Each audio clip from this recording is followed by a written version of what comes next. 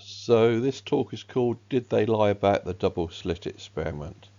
And by they I mean the educators of when they teach you physics.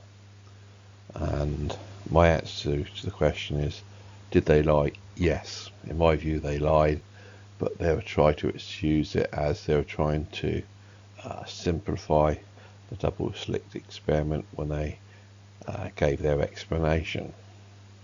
But the explanation is dumbed down, and so in my view it's not the correct explanation, and hence that translates to being a lie in my view. So I spent many Saturday sessions criticising Einstein's relativity, but the same sort of criticisms can be made against quantum physics. Mainstream physics is just a mess overall. It's just that criticising relativity is easier than criticising quantum physics. Ideally, mainstream should accept the criticisms of relativity, then put things right with it, and we can then go on to correct quantum physics. But of course, mainstream defends the mess in relativity and refuses to tidy things up. Anyway, moving on to quantum physics, the same sort of things are done in that as are done in relativity, e.g. misrepresenting experiments. So the experiment that we'll be looking at is the double slit experiment. This experiment is supposed to show wave-particle duality, one of the mysterious things in quantum physics. There are of course other mysterious things in quantum physics, but it doesn't show wave-particle duality in the way usually talked of. So it's just the educators dumbing things down for their students. And now I'm going to show part of a video, and if you want to see the full video, it's at that address there.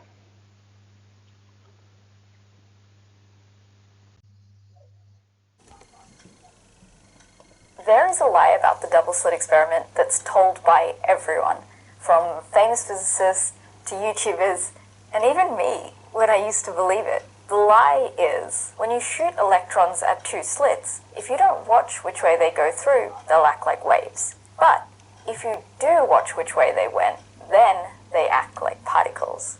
They go straight through and they end up in two clumps. This actually contradicts the results of the experiment, and it's completely the wrong lesson to take from the double slit experiment. But this lie has been told so often that it's kind of got a life of its own. The real lesson of this experiment is way more interesting, and I want to tell you about that. But first, let's find out.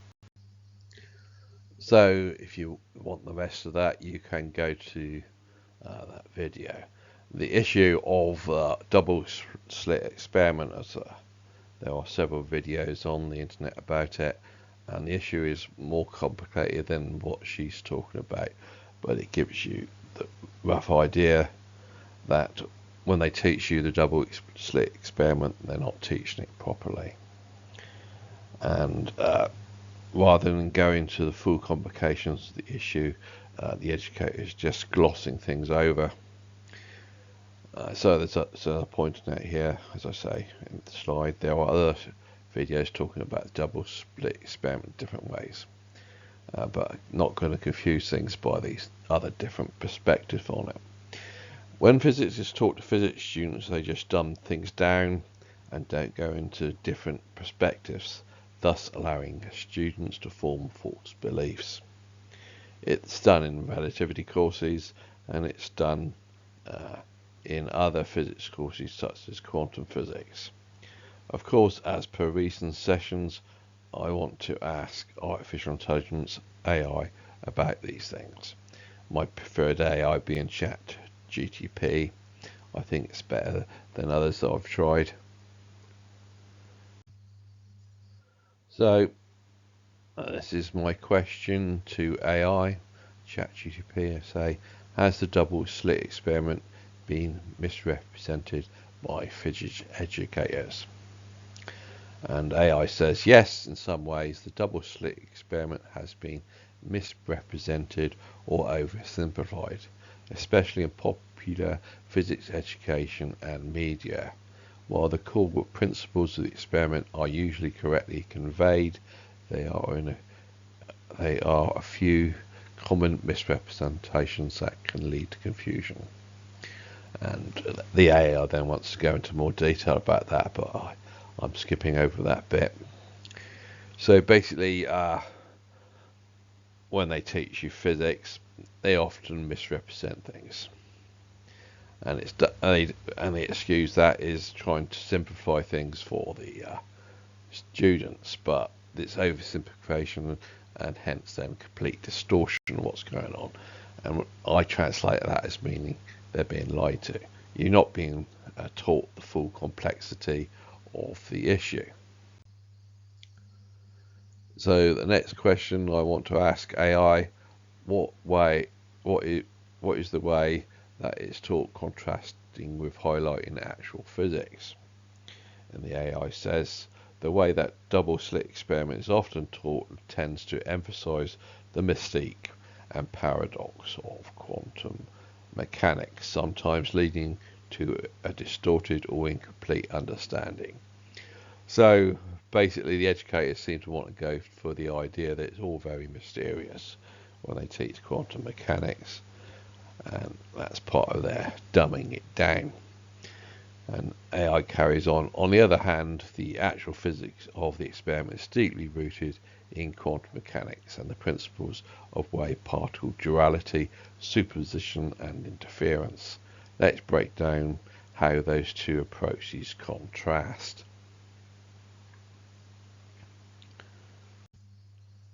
So this is AI as it carries on, and it says how it's taught. Most educational explanations highlight that light and other particles like electrons behave both as waves and particles. The wave behavior is emphasized when the interference pattern is seen, and the particle behavior is emphasized when the detector clicks and registers a particle. This duality is often presented as a mysterious, almost magical feature of quantum mechanics, with the claim that light is both a wave and particle at the same time. In some sense, and that the observer seems to cause it to choose one or the other. So once again, it's pointing out it's all being presented to the student as something mysterious and magical. Now, the actual physics, according to AI, is the term wave-particle duality is a bit misleading. Particles like photons, electrons, etc. don't literally behave as both waves and particles simultaneously in the conventional sense. Instead, quantum objects are best described by wave functions, and that's a mathematical object that encapsulates the probabilities of finding the particle in different locations or state. The wave part is relevant when the system is unmeasured and exhibits interference, and the particle part is relevant when the system is observed or measured. The wave function of a particle doesn't collapse into a definite position until we measure it, and the interference pattern is a result of the particle's probability distribution interacting with itself, not a simultaneous wave and particle existence. So there you go. It's really, if you're just teaching the subject properly, you would have to go into the complications of the mathematics, where the mathematics is treating it the way just described. So the confusion, the mysterious and all the magical stuff is held in the mathematics, and so it's really a problem of trying to understand the mathematics. And issue number 2 is the role of observation stroke measurement. In how it's taught, the emphasis is often placed on the observer effect, the idea that the act of measurement forces the particle to choose one state, which is particle-like, or another state, which is wave-like. Some interpretations go as far as to suggest that conscious observation itself affects the outcome. This leads to a common misunderstanding that consciousness somehow plays a role in capturing the wave function, the wave functions, bit of mathematics, or determining the particle state. So you have this mysterious part of consciousness, but so say affecting physics. Well, the actual physics, what actually happens is that when the system is unobserved, the particle behaves according to the principles of quantum superposition, existing in all possible states simultaneously. However, when you try to measure or detect the particle's location, which particle path information, the wave function collapses and the interference pattern disappears. The collapse isn't a mystical process tied to consciousness. It's about the interaction of the particle with the measuring device or the environment, which is decoherence. Once you attain which path information, the system behaves more classically and the interference pattern disappears because the particle chooses a specific path. So the actual physics, according to AI, is not to do with consciousness affecting observations. Number 3, superpositional interference. And how it's taught in popular descriptions, students are often told that the interference pattern arises because the particle goes through both slits at the same time and interferes with itself. This explanation is often framed as mind-boggling. The particle is in multiple places at once, or it knows there are two slits and acts as a wave. So the way it's presented, once again, is all very mysterious to the student. The actual physics, the reality is that the particle's probability wave, that's the mathematics from the wave function, is spread out over many possible paths. Instead of talking about the particle being in two places at once, it's more accurate to describe it as having multiple possible locations with certain probabilities. The interference pattern arises because the probability waves correspond to different paths through the slits, interfere with each other just like water waves do. Where the waves constructively interfere, you get a higher probability of detecting the particle, and where they destructively interfere, you get a lower probability. There's no need to say that the particle is literally everywhere at once. It's more about the distribution of probabilities and how they interact. So what everything is the mathematics. It's all very confusing mathematics, and when you want to talk about it, you really have to go into the mathematics, and most of the time the educators want to gloss over the problems from that. Number 4, it's simplified versus accurate explanation of the interference pattern. And how it's taught, students are often told that if you shoot many particles like photons or electrons one by one, an interference pattern emerges over time, which proves that each particle is behaving like a wave. There's a tendency to treat this as a mystical phenomenon that blows your mind, since we expect particles to behave like little balls, but here they seem to behave like waves. So the actual physics is the interference pattern is actually a statistical result of many measurements. Each particle is detected at one position at a time, but the probability distribution of these positions follow a pattern consistent with wave interference. It's not that each particle is interfering with itself, but that the probabilities of its different possible locations interfere in a way that causes the observed pattern. Quantum mechanics explains this using the principle of superposition. Each particle has a set of possible locations. That's in the wave function again. There's all the hidden away in the mathematics. And when you sum the contributions from all possible paths via a mathematical operation like path integrals, so it's all hidden away in the mathematics again, you get the interference pattern.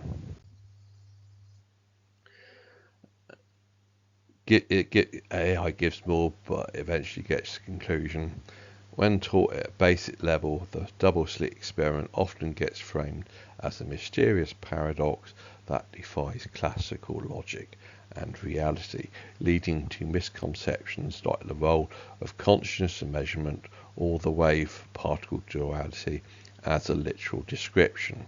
The actual physics, however, is grounded in the mathematical formalism of quantum mechanics, which describes the behavior of particles in terms of probabilities, wave functions, and interference, without invoking mystical or paradoxical elements. So it's all just hidden away in the mathematics. In part physics education, there's often tension between simplifying concepts for understanding and maintaining conceptual accuracy. But ideally, we should strive to convey the deeper principles of quantum mechanics without resorting to simplistic or misleading explanations. So AI is saying when they're trying to simplify it, which is basically ends up as oversimplifying, they're giving misleading explanations, and you're getting all this magical stuff about consciousness and so forth.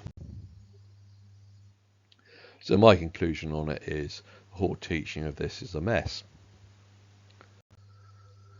So my next question to AI is, so quantum physics is being taught incorrectly? Question mark, really. And ChatGPT says, in many cases, quantum physics is oversimplified or misrepresented in introductory or popular level teachings, leading to misconceptions or misunderstandings. While the core mathematical principles and experimental results are correct, the interpretation and philosophical implications of quantum mechanics are often oversold or distorted, especially for non-experts.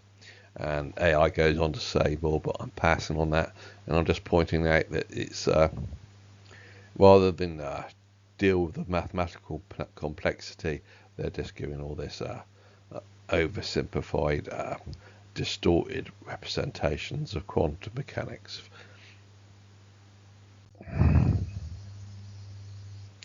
So in my point of view, force physics is being taught, and I'm asking, does that mean that force physics is being taught, question mark? And ChatGPT says yes. You could say that false or misleading physics is often being taught, particularly in the sense that misconceptions and incorrect interpretations are presented as definitive explanations, while the mathematical framework and experimental results of quantum mechanics are correct. The interpretations of these results are often oversimplified, misrepresented, or taken out of context, which can lead students to form incorrect mental models of how the quantum world actually works. So my next question is to AI. Since actual physics is different to what is being taught, then must conclude mainstream physics is wrong, question mark. AI says, it's understandable why you might conclude that mainstream physics is wrong when faced with the misrepresentation of quantum mechanics and other phenomena in educational context. However, the situation is a bit more nuanced. It says more, but basically does not want to accept that quantum physics is wrong because it is badly taught. In my view, it's badly taught. Students have been told things that are false, therefore it must be wrong. If they were teaching students properly, then there wouldn't be this problem. So when I ask AI to go deeper, it starts giving this. Let's take a deep dive into the issue of misrepresentation in mainstream physics education and explore both the conceptual missteps and the methodological implications that arise from them. We'll break down the layers involved in this fundamental misrepresentation of physics, focusing on how mainstream physics is taught, the historical development of physics theories, and how alternative models like neo-Lorentzian ether theory can help correct misunderstandings. And you should note then it's bringing in relativity when it's talking about ether. Number one, conceptual misrepresentation. Key examples. At the core of the problem, we have the misleading simplifications and misinterpretations used in physics education, especially concerning quantum mechanics, relativity, and the nature of light and space. Let's break down a few key examples. Wave-particle duality in quantum mechanics, in the misrepresentation in introductory courses. Wave-particle duality is often taught in a way that simplifies the concept to light and particles can be both waves and particles depending on how you measure them. This leads to confusion about what actually happens at the microscopic level. The idea of light or electrons being both a wave and a particle simultaneously is a conceptual misunderstanding. But that misunderstanding they're wanting to teach. And so actual physics is the wave-particle duality refers to the mathematical descriptions used to explain the behavior of particles in different contexts. In quantum mechanics, entities like photons or electrons do not literally switch between wave and particle states. Instead, the mathematical model switches between wave-like and particle-like behavior depending on how we choose to measure or observe the system. So once again, you're just hiding it all in the mathematics. And the problem in education is it's presenting this as a literal duality can mislead students into thinking of particles as possessing both nature at once in an almost metaphysical way rather than as an abstract models we use to describe reality. Next is the observatory effect and the measurement problem. And the misrepresentation is the Copenhagen interpretation of quantum mechanics as presented in many classrooms, suggests that the act of observation itself collapses the wave function, implying that consciousness plays a direct role in determining the state of the quantum system. And so it's all hidden away in the mathematics again, in the actual physics. And the problem in education is teaching that consciousness can play a role in the collapse of the wave function, leads students into philosophical quagmire of idealism and anthropomorphic interpretations, when reality is a technical issue. In quantum mechanics, that can be explained with decoherence theory. So really, it's all just a complicated issue. It's further explained by decoherence. And next, it seems to mysteriously bring in relativity again. So in time dilation in special relativity, the misrepresentation is time dilation is often explained as time slowing down from an object moving at high velocity related to an observer. This concept is framed in a way that suggests time itself is elastic, stretched or compressed by relative motion. And the actual physics is time is a relational effect, meaning clocks in different frames will tick differently depending on their motion relative to one another. And I've talked about relativity a lot in other sessions, so it's once again just pointing out that it's bad teaching once again on this issue. So wave propagation and the speed of light is misrepresentation in mainstream education at the speed of light in a vacuum as presented as an immutable constant independent of the observer or reference frame. And so the actual physics is supposed to be the constancy of the speed of light is a consequence of Maxwell's equation. And I've argued a lot about this sort of thing in relativity sessions, so I refer you to that. I don't necessarily agree with what's being said here by AI on the relativity issue. But you're noting that AI is claiming that this sort of thing is being mistaught to students as well. Number two, how these misrepresentations influence physics education. The primary issue here is that physics education often focuses heavily on the mathematical formalism of these theories without adequately addressing the conceptual interpretations or philosophical underpinnings. And it goes on to explain what goes wrong. And basically, when you see students doing physics being taught physics, the educators are not going into sufficient explanation of things. They're not going into the philosophical issues. They're just missing all that out. And so it's about reinforcing dominant paradigms. Since mainstream theories like quantum mechanics and general relativity dominate the field, there's a tendency to reinforce their foundational assumptions without questioning them. So once again, you should be opening up a debate for the students. You're presenting stuff to the student, and you should be presenting to them that it's still an open debate. And it's given an example. For example, time dilation and relativity is often taught as if it's an observable slowing of time, even though the actual physics of it is much more subtle and involves the relationship between events in different frames. So not opening it up to philosophical debate, and you're leaving the students with misconceptions. And so number 3, how neo-Lorentzian ether theory can provide clarity. To counteract the misrepresentation of mainstream physics, we can turn to neo-Lorentzian ether theory, which offers an alternative view that can better match intuitive physical models with the experimental results.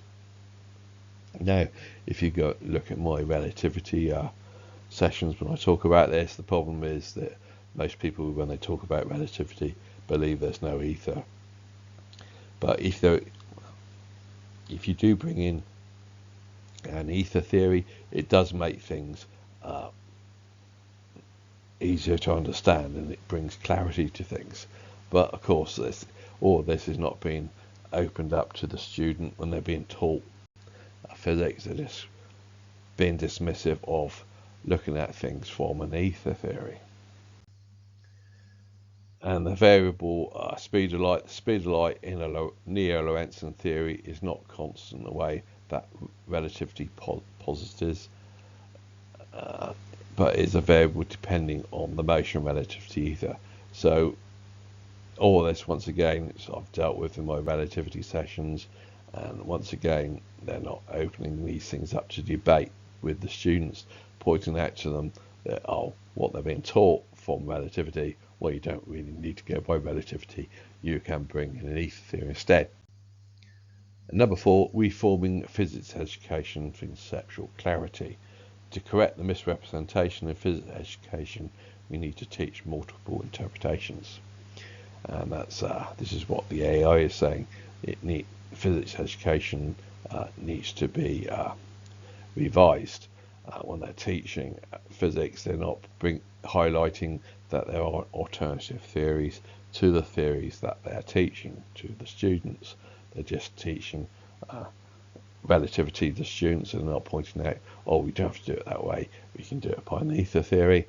And when they go to quantum theory, they're not talking so much about the different interpretations of quantum theory, and they're trying to gloss things over with it all being mysterious and magical and so forth, rather than explain that it's complications with the mathematics.